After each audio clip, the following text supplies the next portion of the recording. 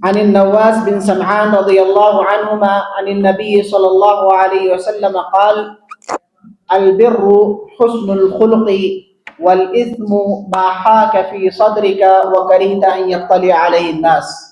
رواہ مسلم. تمام قسم کی تعریف اللہ رب العالمین کے لیے ہے جس نے ہمیں اور آپ کو پیدا کیا، جو ساری کائنات کا پالنہار ہے. وہی رب واحد ہے جو عبادت کے لائق ہے، اس کے علاوہ کوئی عبادت کے لائق نہیں. اور ہم اس بات کی گواہی دیتے ہیں کہ حضرت محمد صلی اللہ علیہ وسلم اللہ کے برگزیدہ بندے اور اس کے رسول ہیں. آپ پر، آپ کے اہل و عیال پر اور قیامت تک آنے والے تمام مؤمنوں اور موحدوں پر اللہ کی بے شمار رحمتیں اور برکتیں نازل ہوں. محترم سامعین، آپ کے سامنے دو حدیثیں پیش کی گئی، ایک صحیح مسلم کی اور دوسری حدیث جو مسند احمد اور دارمی وغیرہ کے اندر موجود ہے. اس میں جو بیان کیا گیا ہے وہ کچھ یوں ہے.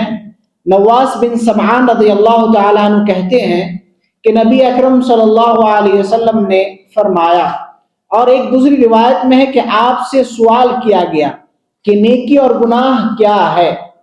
تو اس حدیث میں ہے کہ اللہ کے رسول صلی اللہ علیہ وسلم نے فرمایا: البر حسن الخلق، نیکی اچھے اخلاق ہے، نیکی اچھے اخلاق ہیں.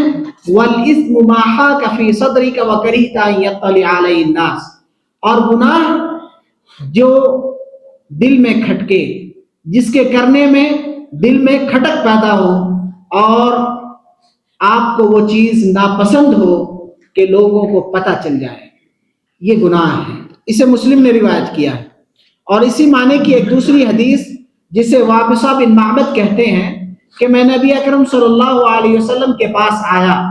جب آپ کے پاس بیٹھا تو آپ نے خود پوچھا کہ تم نیکی اور گناہ کے بارے میں سوال کرنے آئے ہو؟ تو انہوں نے کہا جی اللہ کے رسول صلی اللہ علیہ وسلم جی. تو اللہ کے رسول صلی اللہ علیہ وسلم نے ان سے کہا استفتی قلبک، تو اپنے نفس سے، اپنے دل سے سوال کر، اپنے دل سے پوچھ. نیکی یہ ہے کہ جس کے کرنے میں نفس کو سکون ملے، دل کو سکون ملے، دل کو اطمینان ہو، وہ نیکی ہے. اور گناہ وہ ہے جس کے کرنے میں دل میں کھٹک پیدا ہو، دل میں تردد پیدا ہو کہ یہ کام کریں نہ کریں، اگرچہ لوگ اس کے بارے میں تم سے کچھ بھی کہتے رہیں کہ یہ کرو نہ کرو، لوگ اسے بہتر سمجھیں یا غلط کریں.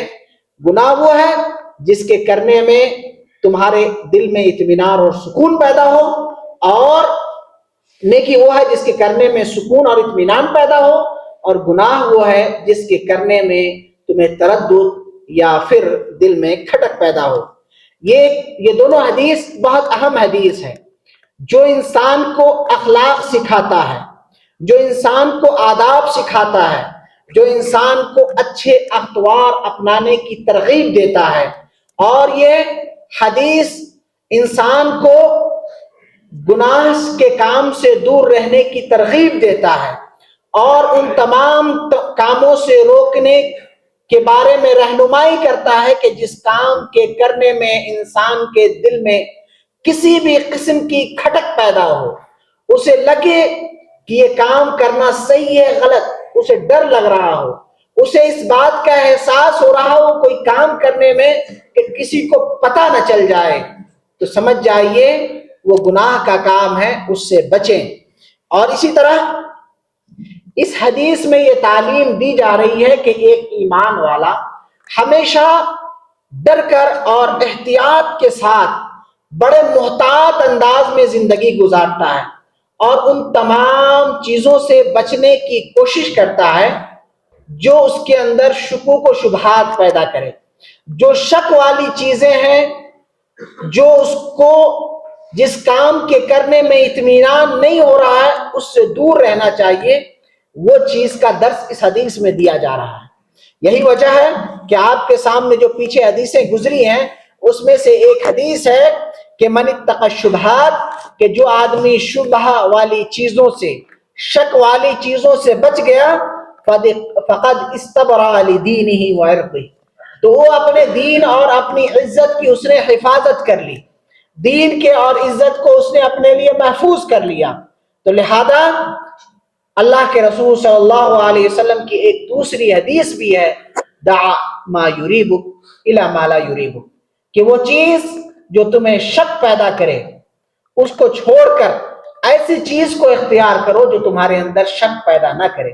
یعنی سکون اور اطمینان والی چیز جو ہو، جو صحیح ہو، جو حق ہو، اس کو اختیار کیا جائے. تو اس حدیث میں کہا گیا البر، کہ نیکی کیا ہے؟ حسن الخلق، اچھی اخلاق. تو بر، نیکی جو ہے، نیکی عربی جو لفظ ہے بر، اس کا معنی بہت وسیع ہے. اس کا معنی بہت وسیع ہے. آپ قرآن مجید میں سورہ بقرہ کی آیت پڑھیں گے تو اس میں نیکی کی بہت بڑی لمبی تفسیر بیان کی گئی ہے. جیسا کہ آیت نمبر 177 سورہ بقرہ میں اللہ تبارک و تعالیٰ کا ارشاد ہے، لیس البر ان تولوا وجوہکم قبل المشرق والمغرب. نیکی صرف یہ نہیں ہے کہ تم اپنے چہرے کو مشرق و مغرب کی طرف کر لو، بلکہ کہا وَلَكِنَّ الْبِرَّ مَنْ آمَنَ بِاللَّهِ. نیکی تو یہ ہے کہ نیکی کا کام، اچھا والا کام یہ ہے کہ آدمی اللہ پر ایمان لے آئے، والیوم الاخر، آخرت پر ایمان لے آئے، والملائکۃ والکتاب والنبیین، اور ملائکہ پر، اس کی کتابوں پر، نبیوں پر. وآتى المال على حبه ذوي القربى واليتامى والمساکین وابن السبیل والسائلین وفي الرقاب. پوری لمبی تفصیل بیان کی گئی کہ نیکی اللہ پر ایمان، آخرت پر ایمان، فرشتوں پر ایمان، کتاب پر ایمان، نبیوں پر ایمان. اسی طرح جو اللہ نے مال دیا ہے، جو دولت دی ہے، اس میں مسکینوں کا حق، یتیموں کا حق، مسکینوں، اسی طرح رشتہ داروں کا حق، اسی طرح سوال کرنے والے جو ہیں ان کا حق، مسکین، اور اسی طرح بہت سارے کو جو قیدی ہے اس کو آزاد کرنے میں خرچ کرنا، اسی طرح نماز قائم کرنا، زکوٰۃ دینا، اور اسی طرح جو بھی اللہ نے سے وعدے کیے ہیں اس کو پورا کرنا، اور بہت پوری لمبی تفصیل اس میں نیکی کی باب میں بیان کیا گیا ہے. تو نیکی کا معنی بہت وسیع ہے. اور حدیث میں کہا گیا البر، کہ نیکی حسن الخلق، کہ نیکی اچھے اخلاق ہے. تو اچھے اخلاق صرف لوگوں کے ساتھ حسن خلق سے پیش آنا، لوگوں سے خوشی سے ملنا، لوگوں کے ساتھ اچھا برتاؤ کرنا، صرف اخلاق اتنا ہی نہیں ہے. جیسے کہ آپ نے بہت ساری جگہوں پہ اس قسم کے الفاظ استعمال ہوئے حدیث میں، جیسے کہ اللہ کے رسول صلی اللہ علیہ وسلم کی ایک حدیث ہے الدعاء هو العبادہ، کہ دعا ہی عبادت ہے.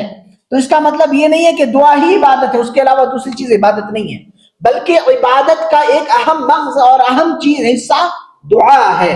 لہذا دعا کو اللہ کے لیے خالص کرنی چاہیے. اور اسی طرح ایک حدیث ہے الدین والنصیحہ، کہ دین خیر خواہی کا نام ہے.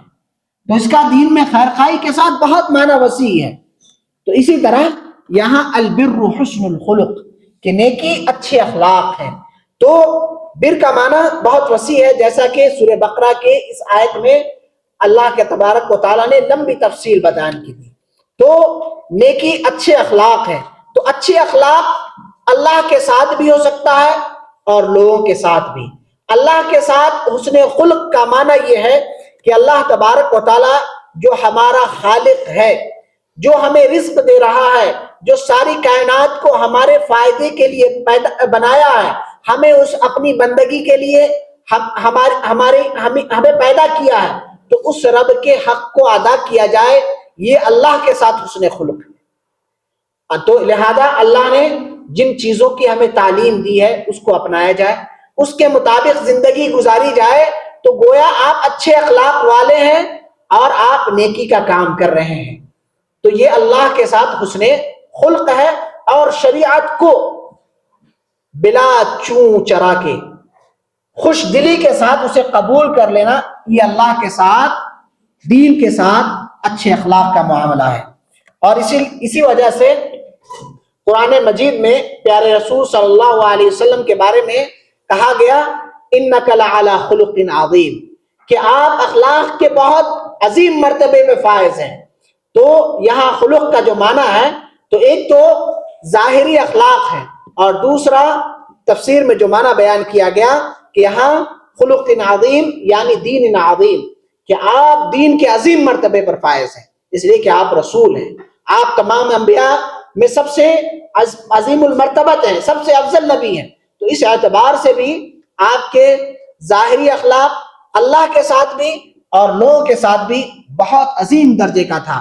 اسی وجہ سے اما عائشہ سے جب پوچھا گیا نبی اکرم صلی اللہ علیہ وسلم کے بارے میں تو آپ کے بارے میں کہا گیا کان خلقہ القرآن، کہ آپ کے اخلاق، آپ کی زندگی قرآن مجید تھی۔ تو قرآن مجید کے جو نزول کا مقصد ہے وہ اللہ کی بندگی ہے اور شرک سے بچنا ہے۔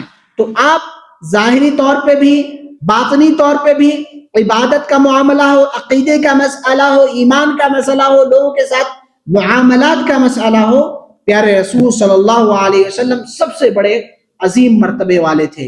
اور اسی وجہ سے کہا گیا بعثت لأتمم مکارم الاخلاق، کہ آپ کی بعثت پیارے رسول صلی اللہ علیہ وسلم کو نبی بنا کر اس لیے بھیجا گیا کہ آپ اخلاق کے تمام معاملات کو مکمل اور کامل کر دیں۔ مکارم الاخلاق یعنی اخلاق کے جو بھی مکارم ہیں اس کو آپ پورا کر دیں۔ تو اللہ کے رسول صلی اللہ علیہ وسلم سب سے زیادہ اخلاق والے تھے، لوگوں کے ساتھ بھی اور اللہ سبحانہ و تعالیٰ کے ساتھ بھی۔ اور اسی طرح نیکی کا باب میں نے بتایا، جیسا کہ سورہ بقرہ کے 177 نمبر آیت میں اس کا بہت طویل معنی، تفصیلی معنی بیان کیا گیا ہے۔ جو پڑھنا چاہتا ہے قرآن مجید کی اس آیت پر رجوع کریں، اس کے معنی اور تفسیر کو پڑھے تو نیکی کا جو معنی ہے مزید واضح ہو جائے گا۔ تو جو بر ہے، نیکی ہے، یہ ایک تو عام ہے اور کچھ خاص بھی ہے۔ تو سب سے پہلی چیز نیکی کا معاملہ اللہ کے ساتھ ہونا چاہیے، اور دوسرا کچھ خاص نیکیاں ہیں جو آپ پر ضروری ہے کہ وہ کام کریں۔ تو سب سے زیادہ ہماری نیکی کا حقدار ہمارے والدین ہیں، سب سے زیادہ ہماری نیکی اور بھلائی کا حقدار ہمارے والدین ہیں۔ مخلوقات میں سب سے زیادہ حق ہمارے اوپر اللہ کا ہے، اس کے بعد والدین کا حق ہے۔ تو لہذا والدین کے ساتھ احسان کا معاملہ کرنا، مال کے ذریعے ہو یا آپ جسمانی طور پہ ہوں، آپ ان کے لیے خدمت کریں، یا اسی طرح احسان اور بھلائی کی جتنی ساری شکلیں ہیں اگر ان کے ساتھ اپنایا جائے تو یہ والدین کے ساتھ نیکی ہے۔ اور اسی طرح اس کے بعد کہا گیا والاسم، کہ گناہ، اللہ کی نافرمانی کیا ہے؟ ما حاک فی صدرک وکرہت ان یطلع علیہ الناس، کہ گناہ کیا ہے کہ جس کے کرنے میں انسان کے دل میں کھٹک پیدا ہو، اور یہ گناہ نیکی کی ضد ہے۔ ایک طرف نیکی ہے، اس کے بالمقابل گناہ ہے۔ تو گناہ سے ہمیں بچنا ہے، نیکی کے معاملے میں ایک دوسرے کا تعاون اور مدد کرنا ہے، گناہ سے بچنا ہے اور گناہ سے روکنا بھی ہے۔ اللہ تبارک و تعالیٰ نے قرآن مجید میں ارشاد فرمایا وَتَعَاوَنُوا عَلَى الْبِرِّ وَالتَّقْوَى، کہ ہم ایک دوسرے کا تعاون کریں، مدد کریں نیکی اور تقوی کے معاملے میں۔ وَلَا تَعَاوَنُوا عَلَى الْإِثْمِ وَالْعُدْوَانِ، گناہ میں، نافرمانی میں ایک دوسرے کا ساتھ نہیں دینا ہے۔ نیکی کا کام کہیں ہو رہا ہے، اچھا کام ہو رہا ہے، ہمیں ایک دوسرے سے سبقت لے جانے کی، ایک دوسرے کا ساتھ دینے کی کوشش کرنی چاہیے۔ آج ہم اگر کوئی کار خیر کے لیے بلا رہا ہے، نیکی کے لیے بلا رہا ہے، اچھائی کی طرف راغب کر رہا ہے، تو ہم اس سے دوری اختیار کرتے ہیں، اس سے دوستی کاٹ لیتے ہیں کہ یہ ہمیں ہمیشہ نصیحت کرتا ہے، یہ ہمیں نماز کی طرف بلاتا ہے، یہ ہمیں گناہوں سے روکتا ہے، اس سے دوری اختیار کر لیتے ہیں۔ اور وہی اگر کوئی گانا بجا رہا ہے، سگریٹ نوشی کر رہا ہے، تمباکو ملا رہا ہے، تو بولتے تھوڑا ہمیں بھی شریک کر لو۔ گناہ میں ایک دوسرے کے بڑے معاون ہو جاتے ہیں، جبکہ اللہ نے کہا وَتَعَاوَنُوا عَلَى الْبِرِّ وَالتَّقْوَى، کہ آپ کو چاہیے کہ نیکی اور تقوی کے معاملے میں ایک دوسرے کے مددگار بنے، نہ کہ گناہ کے معاملے میں، معصیت کے معاملے میں۔ اگر کوئی گناہ کر رہا ہے آپ اس سے روک نہیں سکتے، ایسے لوگوں سے دوری اختیار کریں۔